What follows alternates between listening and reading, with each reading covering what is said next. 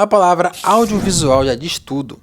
Para se ter um bom vídeo, você precisa de um bom áudio e de um bom visual, de uma boa captação, de um bom vídeo. Mas o áudio ele vai muito mais além do que uma simples música de fundo. Com os sound effects ou efeitos sonoros, você traz imersão para a sua audiência, conseguindo prender maior atenção da pessoa e conseguindo, consequentemente, às vezes até vender mais. Eu já lhe dei aqui a dica de 4 sites de banco de imagens gratuitos. Volte lá no meu feed e veja, mas hoje eu vou te dar 3 sites de efeitos sonoros gratuitos para você poder utilizar e baixar nos seus vídeos. Prepara o print que eu vou mostrar eles aqui em 5, 4, 3, 2, 1.